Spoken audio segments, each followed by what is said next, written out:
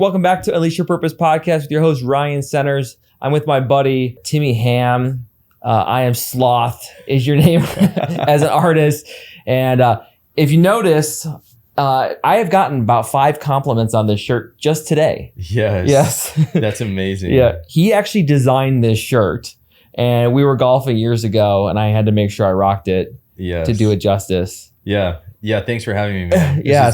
This is a long time coming, so I appreciate you. Yes, I know. Your bio is one impressive, but you're kind of in this this transformational stage of your life, which I really appreciate. Me turning 40 and having a lot of kids. So you're obviously a husband, dad of 4 kids. Yep. All of them are in school now. Yep. You're free. Yep. Doesn't that feel amazing? My wife's more free than me. She I'm not gonna lie. She does more daily tasks than I do. For sure. But it's definitely a different vibe. Yeah. For sure. And how we got connected is your artist side, but also you've been a college athlete, pro athlete for a stint. So yeah, tell for my audience who hasn't had a chance to get to know your work, give them like a short version of you. Yeah. So I've been a full-time artist for the last 13 years, and then prior to that, I was a senior designer and director of marketing for an outdoor advertising agency, and then came into doing art, working for myself. College, sports. I was a football player, track, all that stuff, and had a really awesome athletic career, but fell into art kind of later in my life, and been doing that for the last 13 years. And now I've been in the last 2 years kind of reined back in the athlete side of me. And now I'm kind of this hybrid artist athlete. Yeah. And it's been really fun to kind of carve my own niche in an industry that doesn't really exist. And just seeing where it goes. It's been a fun, 2 years now doing it. Yeah. Cause I'm like, when you think of artist, athlete, a lot of times when you're especially maybe talking to a kid, you think of it as polar opposites in a lot of ways. Yeah. But they actually complement each other quite a bit. Yeah. And you can kind of use both sides of your brain, and it takes, we'll talk about a little bit later, like it takes a lot of discipline to do the level of art that you do and the collaborations that you do. Like what are some of the, like not to name drop, but like collabs, like I'm wearing a Bad Birdie shirt. Yeah, the Bad Birdie shirt's awesome. I think the most recent in the past couple of years, there's a handful. I did a really cool collaboration with Nike for the Super Bowl, which was really awesome. Like t-shirt designs and stuff like that. Artist series vibe. And then I was really into the NFT scene for 3 years. Oh, that's right. I was on Gary Vaynerchuk's like speaking kind of tour and involved in his whole world of NFTs, and that was a pretty cool one because that he was always kind of like that marketing guy that you look to for different trends or different things that are happening on the internet, and so that was a really cool getting to work with him for a couple of years was really fun. Yeah, that is awesome. Yeah, I remember hearing part of your story is like you were working full time, got laid off, right? Yeah. And that's kind of how you fell into entrepreneurship. Yeah. And like, kind of walk us through that. Rewind. I was working at the outdoor advertising agency, and I wanted to go off on my own, but we just had our first kid. We actually had just built a new house, and I actually had just I had just bought a new car because I had actually sold my car in the process because I wanted to use that money to invest in like my side hustle as this artist making t-shirts and stuff like that. Yeah. So then I went a year actually riding my bike 60 miles a day. Okay. And then right towards the end of that, I was like, oh, it's been a year now. I saved up some money. I'm going to buy a new car. So I bought this like super nice Lexus. I'm this like director of marketing, and had this new house, have our first kid. And it was like Thanksgiving time. And then I got laid off, and I was like, oh shoot, what do I do? Cause I was a international business philosophy major. So like, what do you do with that? I originally wanted to I thought I'd maybe become a lawyer. So I was like, I'll study philosophy and ethics and all that. And then in college, I decided I didn't want to do that. And so, I get laid off, and I got that job originally just out of the grace of God. It was like, I don't even know how I got the job, but I worked there. So I was left kind of like, well, I want to work for myself and do my own thing. And I could maybe go get a job somewhere else, but I didn't study any of this stuff in college. So it could be hard. And at that time, the internet, it was just a different landscape with jobs. Like now it's different. Like you could literally now YouTube, and I've even we're looking at going to other verticals within our business. Like you can even chat GPT business plans. Oh yeah. I mean, well, and people nowadays will hire, you don't necessarily have to have a specific college degree. Then it was still very traditional of like, did you study marketing? Do you have a master's? What are these things? Yeah. Okay, no, we're not going to hire you. I got really lucky in that job. So all that to be said is it was like Thanksgiving, I come home and I'm like, I don't have a job. My wife had just quit her job because we just had our first kid. We had this new house. I literally came home. It was like literally we had all the family over, and I was driving home from work. I'm like, felt like I was dying, right? Like everything slows down. You're like, I have no idea what I'm going to do. Like, do I tell her when I walk in? Do I just try to play it cool? Yeah. So I didn't tell anybody for a day. And then like a day or two later, I told my wife, and cause it was like a Friday, and I was just like, I'm never going back to a normal job. I'm just gonna I got like a $3,000 severance, like a little $3,000 check from them. And then I think I claimed unemployment and got like $800. Yeah. And I literally put all that money into buying merch, and I just made a game plan from then. Then I did a Kickstarter. We raised like $20,000. And then after that, like that led into like Black Friday. Cause it was like, she was November. And then there was Black Friday. I ended up doing like $30,000 in a day on Black Friday. And I was like, this could work, right? Like, I'm like, oh my gosh. How did you build up that much demand? Well, because prior to me getting laid off there was like 2 years, I was like hustling. Like you were trying to build up this kind of side hustle. And it kind of just happened. I didn't think I would ever quit the job, but I was like, I had a couple guys working for me. They'd come to the office and I'd like give them money, tell them to go buy stuff. Like, I was running this other business, and, but for 2 years I was building the like following on social. I spent a lot of time, I was doing all that stuff. So when I got laid off, I kind of already had that influence.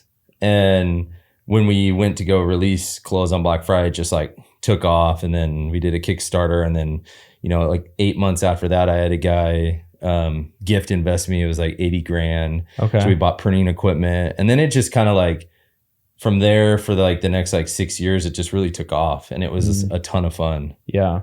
Cause your ground floor, you built a brand. Yeah. Yeah. And you have a very unique, kind of look to your art. That's very attractive for people.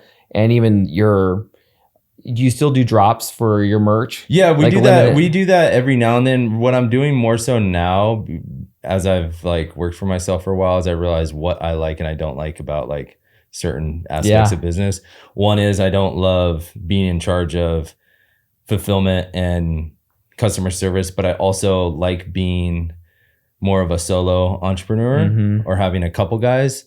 So I don't love having a staff. I like to move quick. I like to like have an idea and just like go, and it allows me to have more freedom with my family, like in life. If I want to go do something, I can do it. I don't have a lot. So all that to be said is, as I've moved away from the days of like having people help me with all that, now I do more artist series drops with like merch and stuff with brands. So like I just signed as an artist athlete with a clothing brand called Iron Willed. And so we'll do collabs, but I'm just like the mind behind it. Yeah. I don't deal with any of You're kind of like the marketing face, the artist behind it. Yeah, I think similar to like the Nick Bear, BPN stuff. Like I do these drops, but now it's with brands. They can fulfill it and do the back end stuff. Yeah. I was actually, and I don't even have to worry about the money. Like I don't have to worry about any of that. It's just all theirs. And I'm like, here's a flat fee. Cool. Let's move on. And then you can just have a couple staff that you. Yeah. Video guy, someone maybe to help like admin stuff online. little things. But you want to keep it, your business style, your business kind of philosophy is like keep it lightweight. So then you can, because you're super intentional with your family. Yeah. Which is one of the main reasons I wanted you to come on the pod, because it was like for me, as a dad of 9 kids, I'm like, I have to be so intentional with my kids and really focus in on that. Yeah. And work is busy and crazy, but I need to make sure that I'm dialed into like the life that I want. Yeah. And I knew that going into like work, the whole reason why I wanted to work for myself was so I didn't have to work a typical like 9 to 5. And I knew you end up making your own. If you make a company, you end up working like instead of working on it, you're working in it. You create your own. And it's like a prison. That in the first 6 years of doing business, I had created. You're fulfilling orders. You're 9 to 5. Yeah. And I think subconsciously I was like, without the health benefits. Yeah. Yes. Yeah. And so like, that's when I kind of like pivoted and I started moving in a little bit of a different direction. And now where I'm at, it's much easier to like balance, or I don't necessarily shouldn't say balance, because I don't even know what that means, but I think maybe more choose where I want to move today freely versus like being completely trapped and having 100 people be like, dude, where is this? We need this. We need that. We need this. And you're like, I just want to like have lunch with my wife, you know? And I don't want to have to tell people that where I'm at. Yeah. Or if they see where you're at and then they're like, well, why is he getting to go golf? Or like, why is he in Flagstaff? Or why is he doing this? And you're like, dude, I'm here, but I'm actually not. I'm also doing work. You know, they have no idea what's going on. You notice I probably sent 40 emails since like on the flight over here. Yeah. I mean, I was literally talking to this with my one of my exec team, because we have 4. Like we went from like 5 employees, which is manageable, to like now we have 450 employees. Yeah, that's insane. It's like it's so much management. Yeah, and then there is like how much you kind of have to carry, and like now I want to pivot and do new things. And like, all right, I got this new idea I want to hear, but now you're like, instead of just being able to freely do it with our family, it's like I have to like turn this battleship or this cruise liner, and it takes forever, and it's just exhausting. Yeah. And I'm like, nah, let's just go. Yeah. And I've been in the season, I'm like, hey, how do I prune back? Maybe not to go to an extent of a solo entrepreneur, but like less reports, less staff, because that allows more freedom. Yeah. Because like you're kind of saying, like, I don't know what balance is either, but I do know that I have limits on my time and energy. Yeah. 100%. And and what are the values of my life? And my number one values for me is like my faith and my my relationship with my wife and my kids. And if they're not getting the best, because for so long they were just getting like leftovers. I was just scraping to make a few bucks. Yeah. You know, and for me, I just want to be able to have the time to, you know, if I'm at Target and I say hi to some random person and all of a sudden it turns into a 30-minute conversation, I want to have the bandwidth to do that, because you never know, like, these divine meetings that you're supposed to have. And if I'm too busy moving places, I'm going to miss a lot of like moments that might have been really valuable to me or to someone else. And so I'm always trying to like stretch myself, because I am more of a guy that likes to protect my time. So it's like, how can I create this entrepreneur life, but also like have freedom of time, because it doesn't really work. It's not supposed to work that way. Entrepreneurs, like, dude, you just work 24/7. And I don't think so. You build. Yeah. But I think I'm getting to a place where I'm like kind of figuring out this flow. The hard part is you have to get used to a certain level of output that might not be the same as if work is top priority. Yes. Right. Like, you're not going to get the same amount of work done. You're not going to be able to see everyone. You're not going to be able to maybe spend, when you're super excited about starting a new business, you might not be able to spend 10 hours on it that day, because you've got other family things and you can't ignore them. So what would only take you a week now takes you a month. Yeah. And so you have to really just be okay with like, that's okay, because at the end of the day, none of the business stuff really matters. So for me, I focus on like, how does it make me feel? Am I excited about it? And then how can I prolong that excitement like for a long time? Because you don't want it to, if the goal is not to like make it end, right? Yeah. Well, and I think for me, my struggle has been that my business became my identity and the value that I found in the world. And I think for a lot of men, that's the work is where you find your value. Yeah. And as time has kind of went on, like kind of like you're saying, it's like I had to like my value needs to be much less on that. Yeah. Yeah. It's who you are. Right. Yeah. But we're told from an early age, it's what you do, Mm-hmm. you know, and like you get older. I remember telling my dad this like a year ago. I was like, dude, I was just, when I was 36 and kind of pivoting into a different arena with like the creativity stuff, I was like, I feel like I was duped, right? Like you grow up thinking like, I want to chase my dreams. You want to do all these things and that's amazing. But what they don't tell you is it's not about the actual thing. It's about like who you are as a person and what that dream does for you as a person. Like not the end result of like, I created this huge business. It's like what happened along the way? Who did it make you become? And when you fall in love with that, that's an identity that could be forever with anything. It doesn't matter what business, it doesn't matter what you're doing because it's a constant progress of like sharpening, getting better and molding versus like if your identity is an artist or an athlete and you break your legs, now you're crushed. Yeah. You're like, what do I do? That's who I was.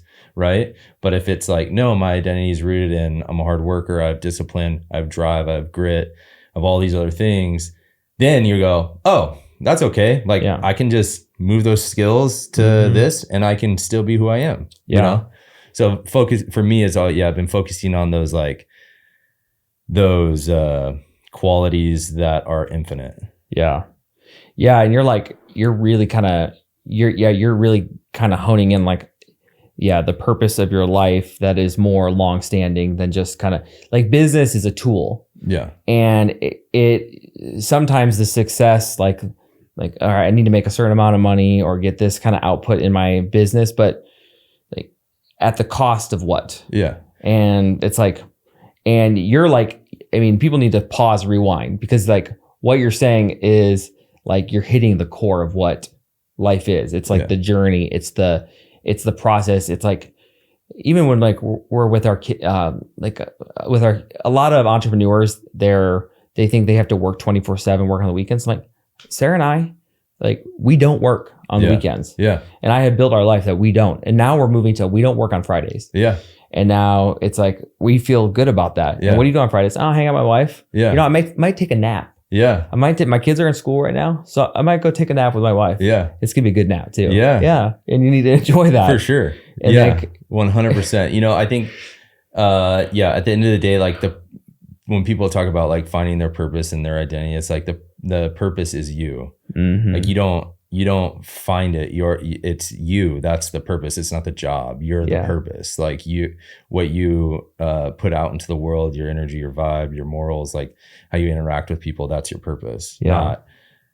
Not me getting signed as an athlete. That's cool. But like the purpose, that's not my purpose. Right. You know, my purpose is what I'm doing along the way. Has this always been, have you always seen that as yourself? Has it been a kind of a transformational process for see that? Yeah, a little bit of a transformation. I think it's always been inside me, but after so many I think what I've realized after so many different mountains and valleys is that it was never the like one success or the one goal hit. It was always me, like who I'm becoming as I go up and down the mountains. Like, right. I was just telling my video guy this, like my goal in life is just to be like a Sherpa, like the dude that like goes up and down the mountains and brings people up, brings people down. Cause those guys are the like badass dudes, right? Yeah. They're the ones carrying everyone's else stuff up. Yeah. And like making them food. And they can get up the elevation when you're about to pass out at base camp. Yeah. And they do it like 4 times a month. Like that's like the goal. But when you realize that, it's like, oh, okay. Like so you're like, who's coming with me kind of thing. Yeah. It's like you're on a journey. Is that you're kind of explaining like, hey, I'm a Sherpa. I'm on this journey. I want to bring you along with me. Yeah. And it's kind of the journey that you're kind of talking about, or you're like, what, when you saying Sherpa, what are you saying there? Like Sherpa is just like, the point is never to like just go to the top. It's like to constantly be climbing the mountain up and down, up and down, up and down. Like that's like the Sherpa, like he climbs mountains, right? Mm-hmm. And people that climb Everest, their goal is to get to summit. Yeah. That's it. Mm-hmm. It's not to come down the mountain. And what they say is coming down from the mountain is the most dangerous, hardest part. Yeah. And so like for me, it's like I want to be just as good as going up the mountain as I am down the mountain, and then through whatever valleys and like up, like, and so who you are going up and down will bring people along with you just by how you're living. And so like that to me is like that purpose part. Yeah. And kind of even talking about, hey, you got to see someone at the store and someone recognizes you, or there's like an opportunity just to like show like love and like intentionality to that person. Yeah. It's like, that's a person that needs to sometimes jump on your shoulders and be available. Yeah. And I even know, like, for me, I'm very disciplined, very structured. Like, it's yesterday I was freaking out because it's Monday and I forgot to set my alarm, and I woke up at 4:10 instead of 4. Yeah. And I felt like I had to rush my workout in. Yeah. And I'm like telling my son to get in the car. I'm like, it wasn't a fully good work. I'm like, I missed 10 minutes. Yeah. You know?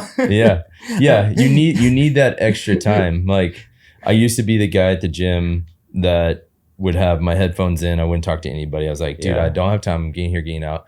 And then one day I was just like, I'm just gonna say, like, this guy's like looks interesting. I'm just gonna say what's up to him, and then I said what's up to him, and then long story short, it ends up now it's like I go to my gym and like I know everyone, and I've got all these friends, and that wouldn't have happened if I just didn't like slow down a little bit, make space for that. Is there ever a time you can put on your headphones though? No, I don't even bring them anymore. Oh man, yeah, but it can be. Like, I don't want to say irritating, because I think the whole point is people, but when you want to get a workout in and it's like, you got to talk 5 minutes in between sets. Yeah. But at the end of the day, yes, you still get everything done. Like, everything gets done. You get to chat with people, and it's something I need, like we all need. So it's all good at the end of the day. That's so good. Like for me, my workouts, I go pretty early in the morning, and I want to like, I usually have my headphones in because like my time to kind of reset. Mm-hmm. But once you're there, like, you know, at the same place, same time, within a week, you're saying what's up to the other guys. But then if my headphones are off, I know, man, it's going to be an extra 40 minutes of talking. That's why I run a lot. I run a lot now. Your fitness has transitioned, right? Yeah. Because you're kind of, would you call yourself a hybrid athlete? Yeah. I would say that's what does that mean? It's essentially just people that like lift heavy weights and run far distances, I guess you could say. Okay. In my head, it's just an athlete. Like, when I played football, like you lifted and you ran a lot. So it's just a different version. It's kind of just. You do a lot of miles? Yeah, I run about 50 to 60 miles a week. Yeah. And then I lift probably at least 5 days a week. Okay. So you're doing 2 days? Yeah. At least for usually 5 days a week. Yeah. And your runs too? Yeah. So, are your runs in the morning typically? Yeah, I usually run around like 4:45, 5, and then I'll usually go to the gym around like 1:30. Yeah. For like a lift, and then go back, like get work done after that. Okay. Yeah. And then because there's kind of this new kind of, at least for me, it's been more familiar of this kind of movement of this hybrid athlete. Yeah. Where, okay, you think you just lift weights, you never did any cardio, or you're just an endurance athlete. Yeah. But no, you can have both. Yeah. Like people who check out his Instagram, this guy's shredded beyond belief. I showed it. We had a baby shower and one of them was like, hey, where you go? I got to go to a podcast. Oh, look at this. And they're like, and then literally all the girls are just. Oh my gosh. I know. Yeah, but the hybrid is cool because it rounds you out as like cardiovascular strength training versus the lift super fast, try to get your cardio and try to lift, where it usually doesn't work. Yeah, it's hard. It's hard to like make gains. Like you can get in really good shape and look really good, but so it's a lot easier to like focus on like one thing and then like have time in between that and then like just do cardio, right? It's hard to do for most adults though, because finding the time is tough to fit in like gym and then I gotta run too, and it's like, most of us are pretty tired at that point to be Right. like, dude, I'm not going to go like Go get lift. it. I already ran this morning. And, you know, for you, it's like 9 kids. It's like, and businesses, it's like, dude, no, I'll just do one time. Well, I remember I was training for a marathon, and I would go before the gym opened to get a run in, and I'm just soaked, like sweating. Then I gotta go get a lift on, and you're like, oh man, I am like, Yeah. you know, those. Yeah. You need a kind of a break in between to be able to do that well. Yeah, you got to. Doing them back to back is like, is crazy. Yeah, I wouldn't. What do I that. loved, man, this summer we had I kind of adjusted my schedule, would go work out with one of my boys Oh yeah. every single morning. So I had like my 14-year-old I work out with 3 days a week, and then my 13-year-old just starting to work out. Yeah. He's all big, but he's a little wimpy wrist, you know. Yeah. Yeah. And like teaching him to work out, and that was like the best joy, like because you're able to get a workout in, but then like training up your kid to do it with you. Yep. And like that's you, man. Like you're like, because fitness is a part of your family, right? Yeah. Oh yeah. Yeah. Like, Yeah. how do you guys integrate that with your family and the kids? And Yeah, no, we didn't. I haven't really done much to integrate it. It's just come from my kids, like seeing how Osmosis? dedicated I am, you know? Okay. And so like in the last year, my oldest like just started asking if he could come to the gym, and I was like, sure, you know? 12? Yeah, he's 12. He was 11 when he started, and then it just turned into like him wanting to work out. And so he'd come with me a couple days a week, and now he's in football. In the summer we lifted a bunch together, you know, now he's in football. So his schedule looks a little bit different, but when off season, like I'm sure he'll be back in there with me. Yeah. But yeah, it's just it's awesome when your kids like want to do it because they see like how dedicated you are. Right. It's pretty cool. And then my daughter's asking to go. I'm like, dude, I can't have all these little kids running around in the gym. They're gonna be like, you gotta leave. I know. Well, honestly, this goes through my head. I was like, I need to make my own gym. Yeah. Oh like, yeah. Like we're opening another coffee shop. Why? Right by my house, so my kids can work there. Because one, I want to do something entrepreneurial, but I want my kids to be around me and teach them. I want to lift with my kids. I want them to be around. Yeah. I'll bring like 4 of the, or sometimes it's like 5 of them in the garage, and we're all working out, and it's just freaking, you know, a little chaotic. Yeah. No one wants to be around that. Yeah. I don't want to be around that. Yeah. So you build a gym next to the coffee shop. Yeah, that's right. That's right. I know. That's not a bad idea. That's it. Yeah. I may have pitched it already. Yeah. That'd be awesome. I'm just going to throw bombs at ideas of people, see what sticks. I'm like, oh. Yeah. Yeah. That would be cool. Yeah. Have your own gym. That would be pretty sweet to have. Yeah. Well, it would be it's practical. Yeah. That's what I tell them. See, Sarah, when you're listening to this, if you listen, it helps the family. Yeah. It's for the family, babe. Yeah. Yeah. I think so. Exactly. We were talking off before we got on the pod, we were talking like you're as being a creative and then also a athlete, you're pretty disciplined. Yeah. Is that that's probably one of your superpowers, to be able to make the gains that you want. Mm-hmm. But then we talked about being like disciplined with your family. Yeah. And intentional. Yeah. Kind of what's behind that? What's your kind of philosophy on that in life? Cause you're really good at protecting your time. Yeah. And kind of achieving this high level of success that most people dream of. Yeah. Like, how do you do that? Yeah, I think for me, it's just being really clear on the top, 3 things that are most important to me. And then that's where I spend all my time. And so it's pretty easy. It's just, what's hard is just, saying no to things that seem good, whether it's hanging out with more friends or getting lunches with friends, like that's all good stuff. But if it means it's going to take away time from like my core stuff, then most likely I'll say no. Yeah.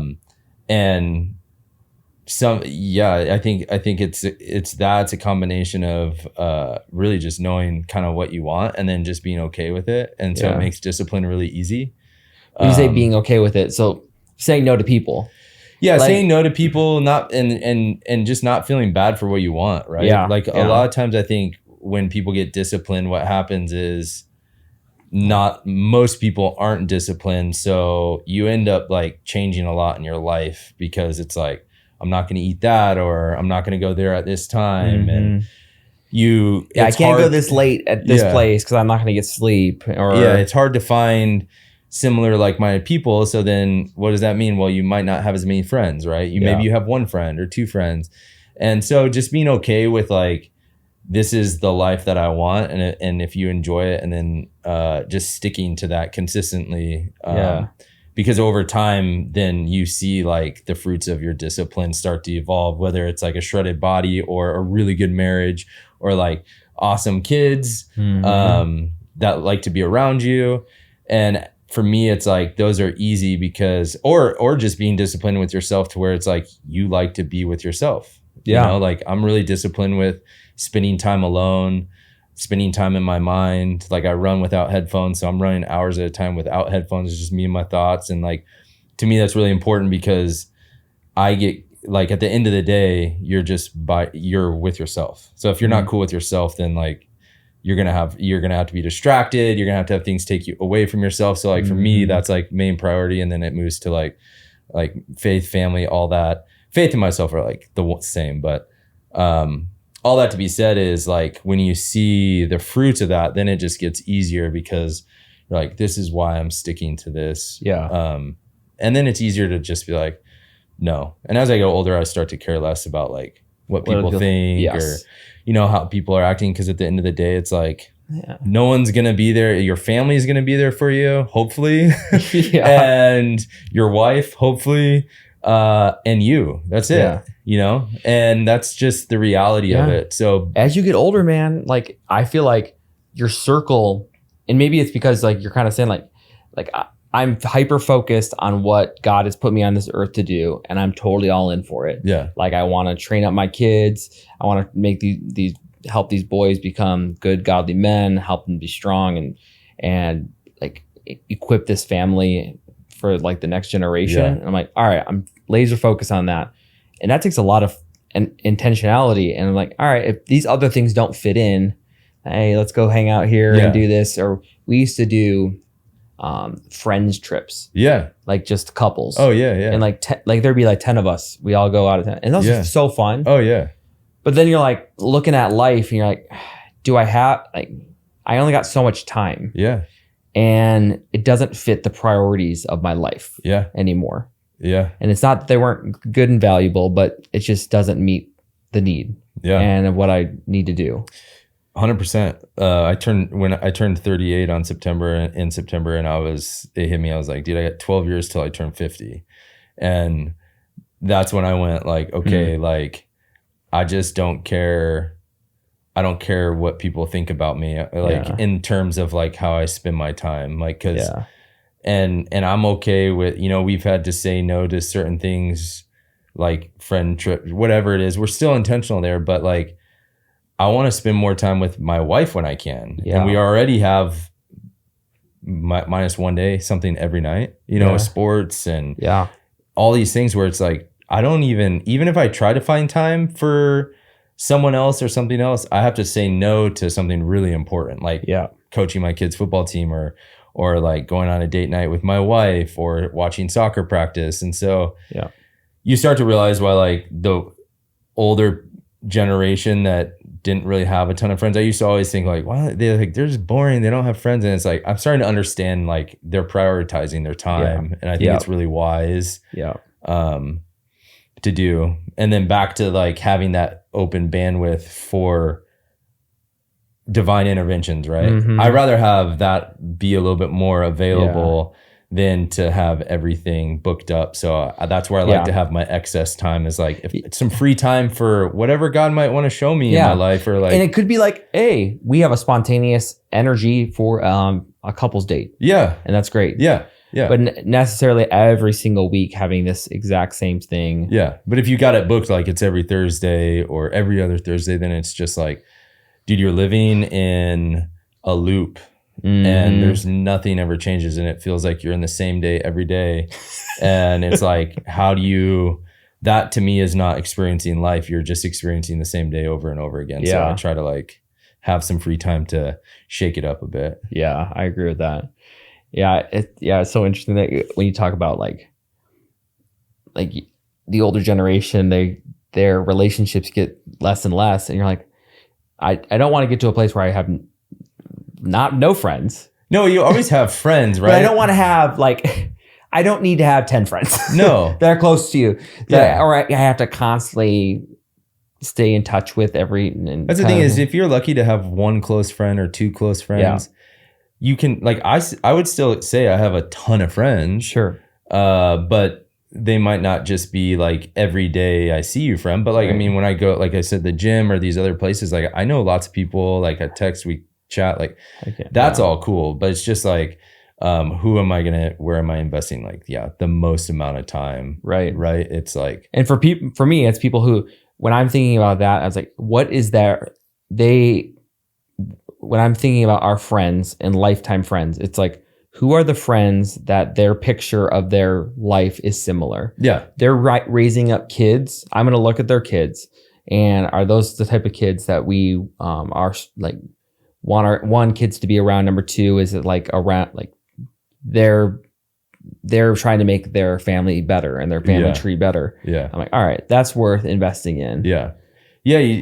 100%. And then like just being flexible, right? Because it's like, they move, the people change, schedules change, you get a new business. And like, that's why like I'm very like easy with friends. Let me tell you about the purpose of my life. My wife and I have been foster and adoptive parents for 13 years and adopted 9 of our 11 kids out of foster care. And we have launched a nonprofit called Friends of Ohana, which helps kids aging out of the foster care system transition to adulthood. We are helping hundreds of kids learn workforce development and be ready for employment, work at our restaurant, and then also help kids go to summer camp and winter camp and join sports activities to live a normal childhood and not be thought of as foster kids. And we want you to get involved. You can become a mentor, get involved and become an ambassador, or donate now. Check out ohanafriends.org for more information. So you're hyper disciplined. So far, your success in philosophy is like you're very disciplined when it comes to your structure of your fitness, your faith, your family. Yeah. Those are your 3 standards. Yeah. Yeah. But then you're kind of keep open-handed to everything else. Yeah. Yeah. For divine intervention. Yeah. Just like, what makes sense. A little bit of a freedom, right? Yeah. If you don't, then it just feels kind of like you're a slave, you know, like to your schedule. And there's no like openness to like wonder, like imagination, or because then it's like, oh, but I got all these commitments and there's just no space to think like that. For me, that's for me personally. Because you're most creative. Would you say you're a highly creative or more disciplined person? Because you kind of live in these 2 worlds. So I mean, it's both. I'm highly disciplined to be creative.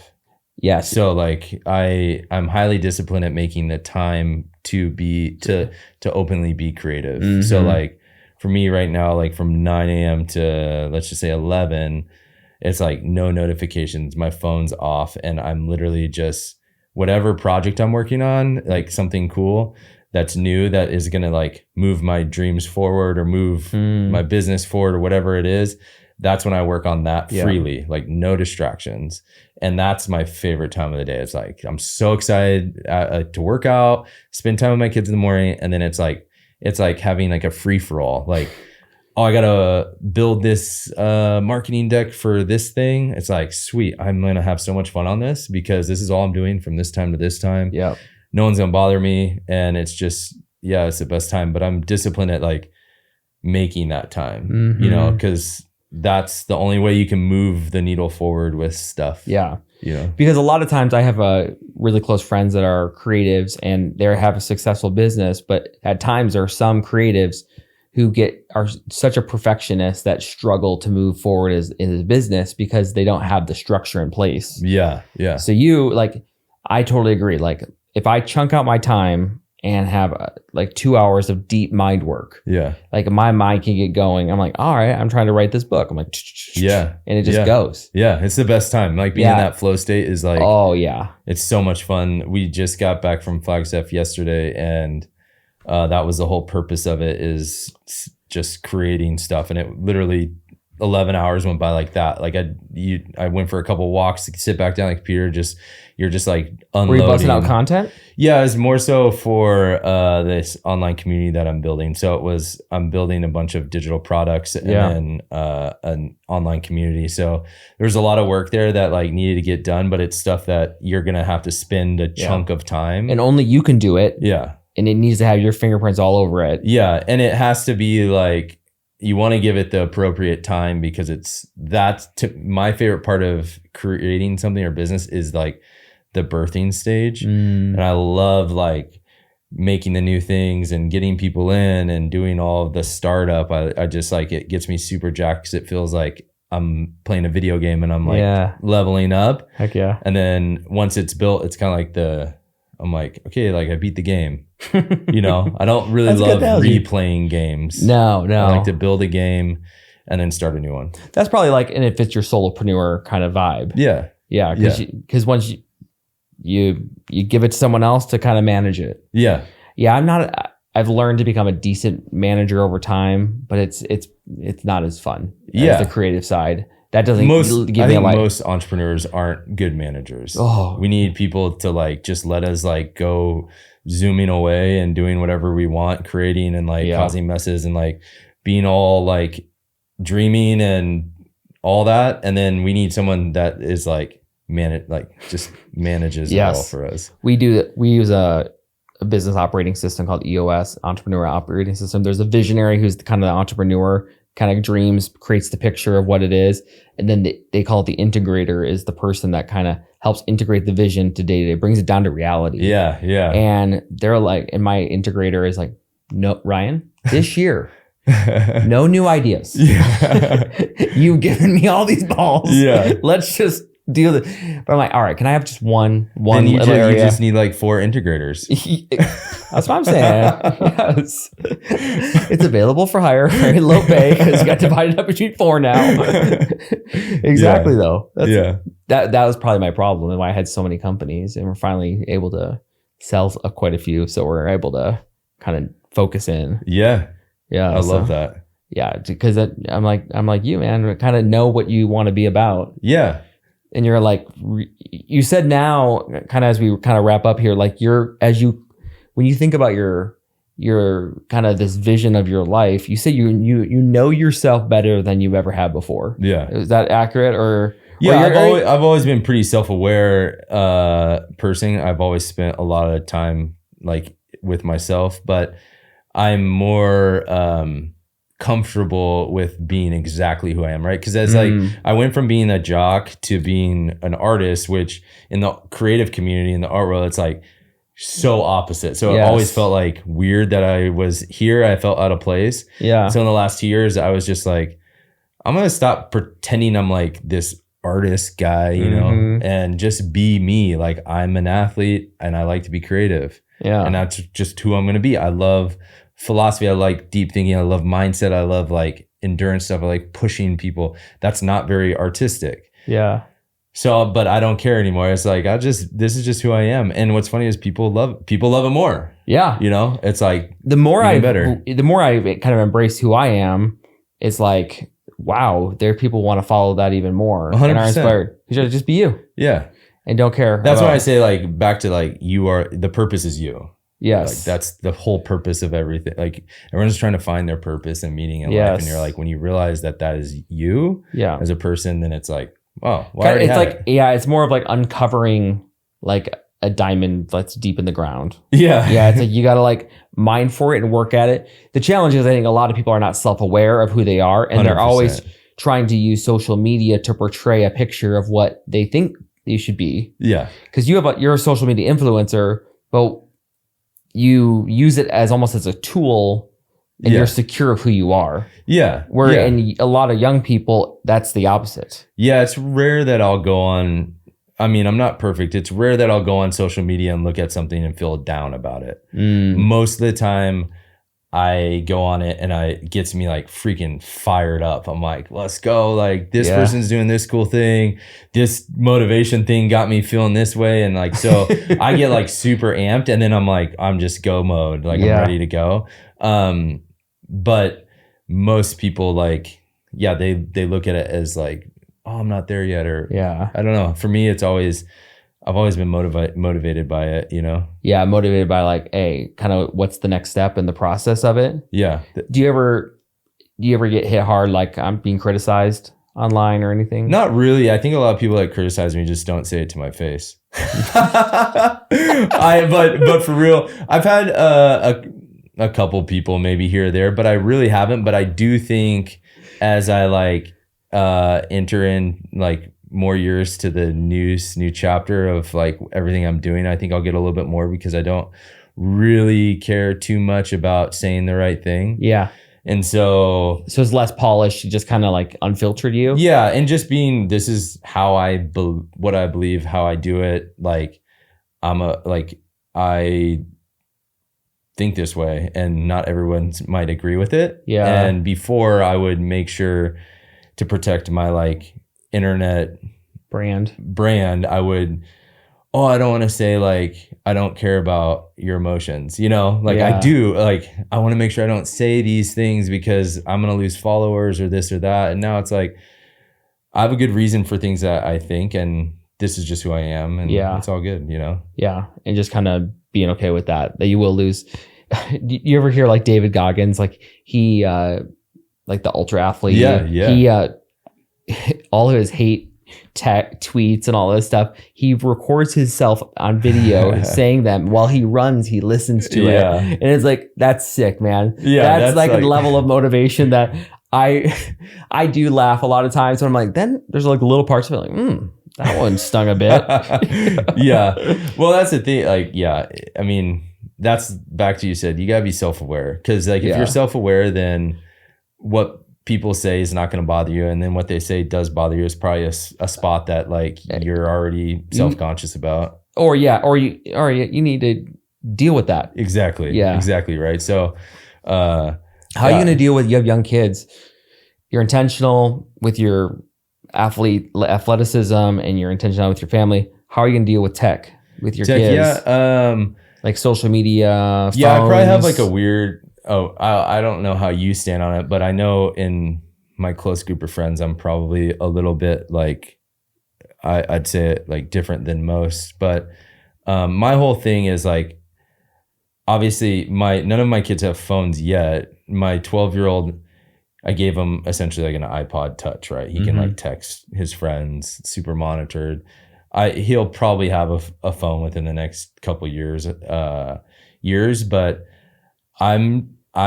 my thing is I want to let them have access to that stuff, but I just want to be there to help navigate it. Like I don't want to shelter my kids. So I want to make sure like they can be part of the world and know how to act, right? Like I want them to gain the confidence to be like, I have a phone. I don't really care to use it much, you know, or I'm on Snapchat, it's kind of cool, but it's not my life. I want them to be able to consciously make the right decision. And so all that to be said is I don't think I think I'll let them have those things when the time's right. But I'll approach it from a less of a conservative standpoint and more of an observing and coaching. Not turning a blind eye. Sure. But more so like being there for them to like help counsel, like, you know, asking questions. I mean, because you gotta help kind of shape the direction they're gonna go, and this is part of their life, and it's a tool. I think where Sarah and I are kind of at a place, right, where we kind of landed is have you read the book, The Anxious Generation? I've heard of it. I haven't read it. Dude, listen to it on audio while you run. I know you are silent, but it's probably will help kind of crystallize, at least for us, about how to navigate screen time and the technology, because I think in today's world we are hyper focused and over vigilant when they're in real world settings. When they're playing at a park. Oh, don't get hurt. Oh, don't do this. But we are less observant and don't give enough supervision in the digital world. And especially for girls and things like that. So, but teaching them how to do it. Absolutely. I think we're that way because we're that way. Right. We don't monitor ourselves a lot. So it's like, we don't transfer that to our kids because we're not doing it. And so it's like, you know, I actually got rid of TikTok and everything because I'm like, I don't want my kids to be on this, so I can't practice this too. Yeah, I try to be off. Like my kids talking to me, I try to I'll put my phone away, or For you sure. know, like if I'm hanging out with them, my phone's not near me. Yeah. You know, at night, like at 8 o'clock, majority of the time, my phone's off in a drawer. Like, Yeah. I'm trying to be an example because I can't expect my kids to like do what I'm not going to do. For sure. You know, For sure. And but it's tough. It's the screen time thing is hard. Oh, I know. It's the thing. It's going to be the thing that we as parents have to navigate for. Like, it's probably what will be the hardest thing. You're not going to have to worry about like my kids moving out or running away, or they're going to not want to move out and they're going to want to stay home. Yeah. On their phones and the comfort of the rest of their lives. It's hard because that's the future. Yeah. And so as a guy that's like super tech heavy, I love tech, is like navigating, and they already do this. Well, you do Instagram, you do YouTube, like, can we have that? And so having to like, I want to bring my kids involved in it. Like, hey, come do a YouTube video with me. Yeah. Come do a pod with me. That's where I think showing them a tool, like I try to explain to them, like, this is actually my work. I don't scroll. It's not my entertainment. You're not consuming, you're actually producing. I think there's a difference there. Yeah. So teaching the kids, like, that's what I use it for. I use it to add value to people and make money, not as entertainment, like just like flipping, using my, like looking at stuff just mindlessly. My last question for you, I ask a lot of people, is like, at the end of your life, what do you want to be remembered for? What do you want your kids to say at your funeral? Gosh, that's tough. I would probably say the last thing I would want them to remember me as is somebody that took risks for the right reason. And was comfortable with uncertainty. Because I think if you can like do those things in life, you'll really enjoy the process and get like all the benefits to everything. So good. Yeah. So we'll see. Or I hopefully just say, oh, he was cool. I have a feeling they'll probably say a little bit more than that. Yeah. Hopefully it's that. Hopefully it's not like he worked every day and like he never did anything with us. Like, but whatever. If that's the case, then they'll probably end up being super successful. So yeah, because I was never around. Or if you have to work the rest of your days of your life, at least I was around. Yeah. So either way, they can thank me. Yeah. You are welcome, kids. Yes. Yeah. Exactly. So how can people follow you and all the stuff you have? Yeah, I think the main place would be Instagram is at I Am Sloth. And then we do put out YouTube videos every week. And YouTube is same thing, I Am Sloth or Timmy Ham. You can find it there. Yeah. I'm building a new online community. I had one with my NFT side of things from Discord, but I'm building a new one that's more focused along the lines of like creativity, athleticism, and like philosophy. So like mind, body, soul kind of deal. Yeah, so good. And that's going to be getting rolled out. And so if you're checking in on Instagram or Twitter, X or whatever, any of those, you can like find out more stuff with that, but it should be fun. Yes. I'm subscribed, man. It's probably one of my favorite channels to watch. Your stuff is so good. Oh, thanks. Inspirational, man. Thanks. And I love kind of this new iteration of you that's like the core of you as you're helping bring value to people's lives. So thank you. Yeah, man. So hey, make sure you hit that like and subscribe button. You got to always say that, right? Yes. But until next week, may unleash your purpose so you can profit in business, faith, and life. Thanks for joining us for the Unleash Your Purpose podcast. Be sure to like, subscribe, and leave a review. We'll see you next week.